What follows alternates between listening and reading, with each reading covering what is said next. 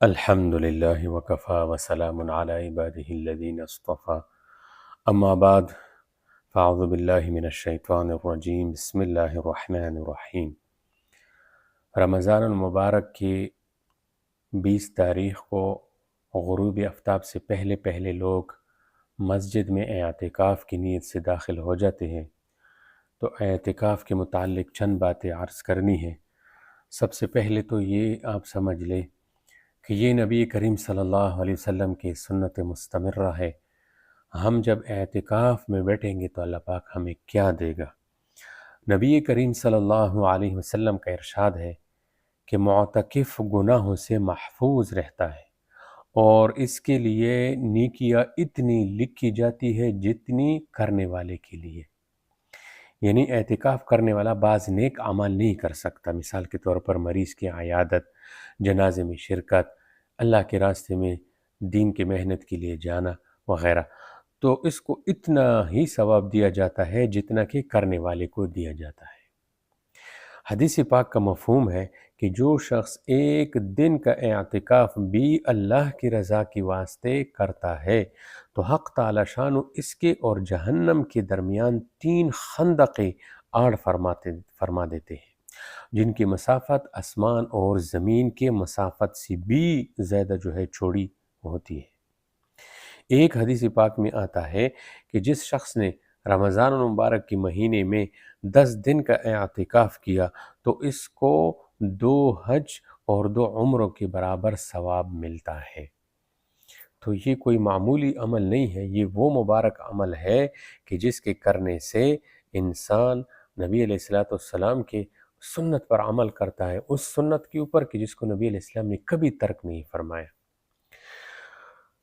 اور یہ اعتکاف، سب سے پہلی بات تو یہ ہے کہ اعتکاف کسے کہتے ہیں، اعتکاف کی تعریف کیا ہے۔ تو اعتکاف مسجد عبادت کی نیت سے مسجد میں ٹہرنے کو اعتکاف کہتے ہیں، ٹھیک ہے۔ تو یہ جو ہم اعتکاف کرتے ہیں آخری عشرے کے، یہ سنت اعتکاف ہے، مسنون اعتکاف، ٹھیک ہے، رمضان کے آخری عشرے جو کہ سنت موقدہ علی الکفایہ ہے، ٹھیک ہے۔ اور اعتکاف واجب اور مسنون کے علاوہ جو اعتکاف ہے وہ نفل اعتکاف ہے، یعنی اعتکاف کی 3 قسمیں ہیں، ایک واجب، ایک سنت اور ایک نفل۔ تو مسنون اعتکاف کی ہم باتیں کر رہے ہیں، مسنون اعتکاف آخری عشرے میں ہوتا ہے۔ اچھا، اب اس کے تھوڑے سے مسائل ذکر کرتا ہوں، توجہ سے سن لیں۔ رمضان کے آخری عشرے کا اعتکاف شہر کے ہر محلہ والوں کے حق میں سنت علی الکفایہ ہے، یعنی کیا مطلب کہ ہر محلے کے مسجد میں ایک آدمی اعتکاف میں بیٹھے، ورنہ پورا محلہ تارک سنت ہوگا، گنہگار ہو جائیں گے۔ اعتکاف کے لیے سب سے افضل جگہ مسجد حرام ہے اگر کسی کو اللہ توفیق دے، اس کے بعد مسجد نبوی، پھر مسجد اقصیٰ، پھر وہ بڑی مسجد جس میں نمازی زیادہ ہو، جامع مسجد، ٹھیک ہے، اور اس میں 5 وقت جماعت ہوتی ہو، ورنہ اپنے محلے کی مسجد افضل ہے۔ مسنون اعتکاف کے لیے ضروری ہے کہ 20 تاریخ یعنی 20 رمضان کو تاریخ نہیں، 20 رمضان کو غروب آفتاب سے پہلے پہلے مسجد میں داخل ہو جائے، ٹھیک ہے، اور اعتکاف کی نیت بھی غروب سے پہلے کرے۔ اگر غروب کے بعد مسجد میں داخل ہوا یا مسجد میں پہلے سے تو موجود تھا مگر نیت غروب کی بات کی تو یہ اعتکافی مسنون پھر نہیں ہوگا، یہ ضروری مسئلہ ہے۔ مسجد میں اعتکاف کو یعنی مسجد میں مقام اعتکاف کو چادر یا کپڑے وغیرہ سے یعنی گھیر کر حجرے کی مانند بنا لینا بہتر اور مستحب ہے تاکہ یکسوئی ہو۔ اور مسجد کے اندر معتکف کا یہ حجرہ ایک کونے سے دوسری کونے تک منتقل کرنا، اس میں بھی کوئی مذائقہ نہیں ہے۔ کسی جگہ پر آدمی کو اگر کوئی تکلیف ہو ایک کونے میں تو اس جگہ سے وہ تبدیل کر کے دوسری جگہ میں بھی جا سکتا ہے۔ اور مسجد کی حدود کا جاننا بھی ہر معتکف کے لیے ضروری ہے۔ مسجد کی حدود سے لاعلمی کی وجہ سے بہت سارے معتکف اپنے اعتکاف وہ توڑ بیٹھتے ہیں، اس لیے معتکف کو چاہیے کہ اعتکاف میں بیٹھنے سے پہلے مسجد کی متولی امام صاحب سے پوچھ لے کہ مسجد کی حدود کہاں سے کہاں تک ہے، ٹھیک ہے۔ اور مسجد سے باہر نکلنے کا حکم تب لگے گا جب دونوں پاؤں مسجد سے باہر ہو، ٹھیک ہے، اور دیکھنے والا بھی یہی جو ہے سمجھے کہ مسجد سے باہر ہے، لہٰذا اگر کسی نے صرف سر نکال دیا مسجد سے تو اس سے اعتکاف نہیں ٹوٹتا، اور نہ ہی صرف ایک پاؤں یا ہاتھ یا بیٹھ کر یا لیٹ کر صرف دونوں پاؤں باہر کر لیے تو اس سے بھی اعتکاف فاسد نہیں ہوگا۔ اچھا، جس طرح مرد کے لیے رمضان کے آخری عشر کا اعتکاف سنت ہے، اسی طرح عورت کے لیے بھی سنت ہے، لیکن اس پرفتن دور میں عورتوں کے لیے مسجد میں اعتکاف کرنا ناجائز ہے۔ گھر میں ایسی جگہ جو نماز کے لیے مخصوص ہوا ہو تو وہاں اعتکاف پھر کر لے گی، وہاں جو ہے وہ اعتکاف کر لے، اور اسی جگہ پھر جو ہے کھانا پینا لیٹنا انتظام بلا کسی طبعی یا شرعی ضرورت کے اس جگہ سے باہر نکلنے سے پہلے اعتکاف ان کا ٹوٹ جائے گا۔ اگر پہلے سے گھر میں نماز کی جگہ مخصوص نہیں ہے، ٹھیک ہے، تو پھر جس جگہ بھی اعتکاف کے لیے بیٹھتی ہے تو پھر بیٹھ جائے۔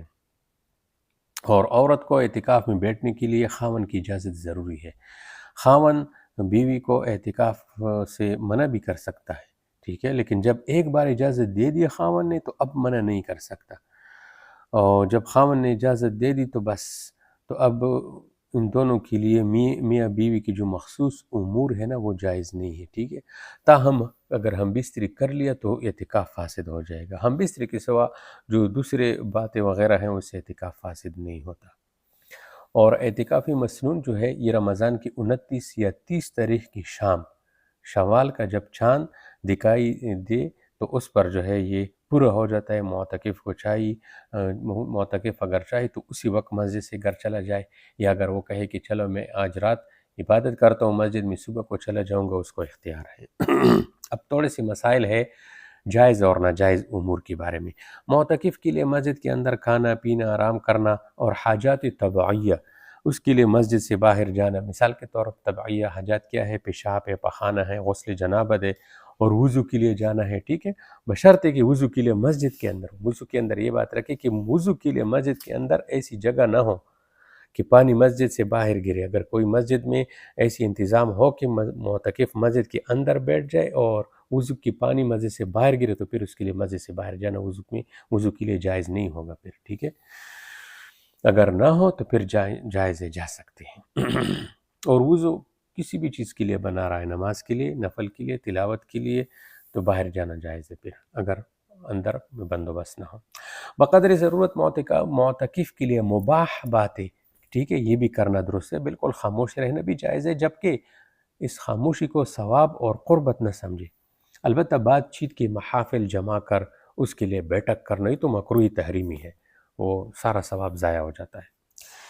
معتکف کے لیے حقہ، سگریٹ مسجد میں بیٹھ کر پینا یہ جائز نہیں ہے، اور اس غرض سے اس چیز کے لیے باہر جانا بھی جائز نہیں ہے۔ اگر کوئی معتکف ان چیزوں کا عادی ہے تو مدت اعتکاف میں ان چیزوں کو ترک کر دے۔ اگر کسی کو شدید تقاضا ہے تو جب کسی ضرورت کے موقع پر مسجد سے نکلے تو راستے میں سگریٹ، نسوار وغیرہ استعمال کر کے جلدی سے منہ کی بدبو زائل کر کے مسجد میں داخل ہو۔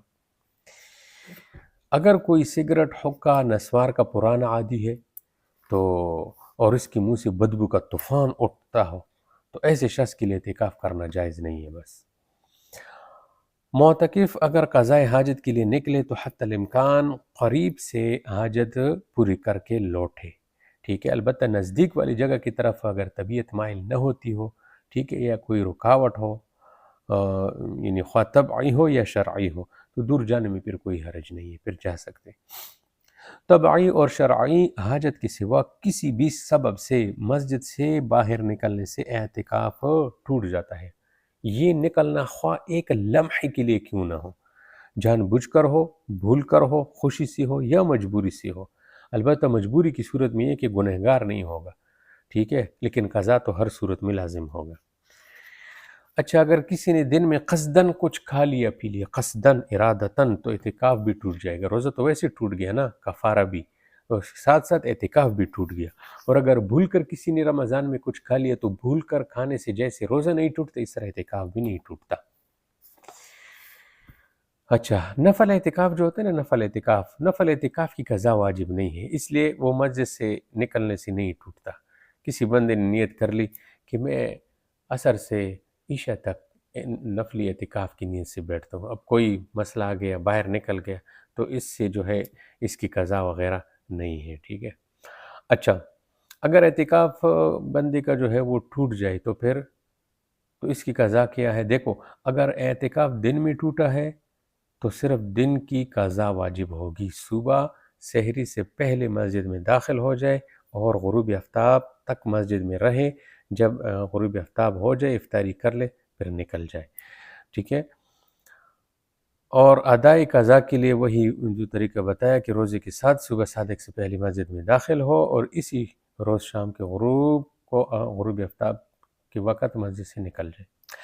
اچھا، اگر اعتکاف رات میں ٹوٹا ہے تو پھر رات اور دن دونوں کی یعنی 24 گھنٹے پر اعتکاف واجب ہے۔ اس کی بھی یہی صورت ہے کہ غروب آفتاب سے پہلے داخل ہو جائے اور رات بھی گزارے، صبح اٹھ جائے اور سحری کر لے اور دن بھر روزہ رکھے اور دن بھر مسجد میں رہے، جب غروب ہو جائے افطاری کر کے اس کی 24 گھنٹے پوری ہو جائیں گے تو اعتکاف کی قضا یہ ہو گئی۔